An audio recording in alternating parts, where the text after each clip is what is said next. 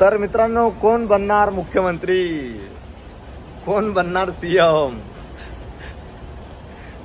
कोण बनणार मुख्यमंत्री सांगा भाऊ. आमच्या बेरोजगाराच्या जमान्यात कोण बनणार मुख्यमंत्री.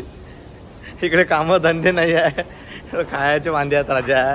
हा शिकलेला माणूस, ग्रॅज्युएशन झालेला माणूस हमालीत घुसला. हे माझ्या मामा 2-3 डिग्र्या पास झाले, अर्धा आयुष्य गेलं, पोरगी नाही भेटू राहिली. त्यातने आमचे कामं धंदे नाही भेटू राहिले आम्हाला. हा आमचे एवढं काबिल जिंदगी आहे, त्याच्यात तुम्ही न्यूजवाले लावू राहिले की कोण बनणार मुख्यमंत्री. संदीप वडकर वयाच्या 18-19 वर्षाच्या असताना भरत्या मारू राहिले, अजूनही आर्मीचे कुठं सिलेक्शन केलं नाही, पुरं सेटिंगच लागू राहिले. सांगा आता भाऊ आमच्यासमोर हमालीत घुसले म्हणजे काय काय कोण बनेगा सीएम, कोणासाठी, कायच्यासाठी. माझा घर काय सांगू आता.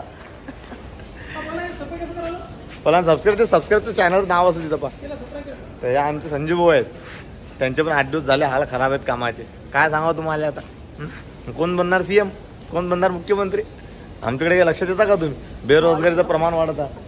हे आमचे भाऊ आहेत, त्यांच्याबद्दल काय बोलू शकत नाही मी, शांतीत आहेत ते सध्या. आम्हाला आलो भाऊ गाडी खाली करायला. त्या दिवशी गाडी खाली केली होती ते पा, पुरं प्या काय जागा आहे का नाही. फोन आला गाडी खाली करायला लागते, या आलो. त्या गाडी तिथं खाली केली, निपटलं. तिथं आलो, जागाच नाही. मालक म्हणजे गाडी खाली करायला लागते. सांगा भाऊ काय करा होता. आता हरभरा पहा खाली सांगलेला, हा तो आपल्याला खा लागते राव. हे पहा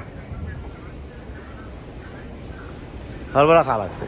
हा तुम्ही म्हणता की भाऊ शॉर्टेजचा माल आहे, चांगला माल आहे, असा माल आहे. डुप्लिकेट काम आहेत सगळे भाऊ.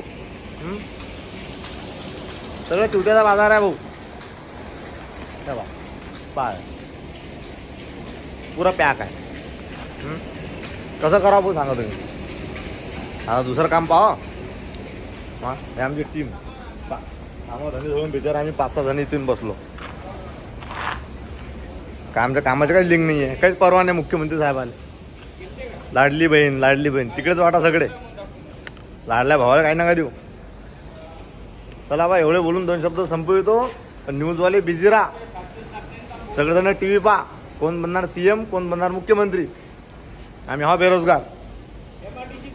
Bye bye.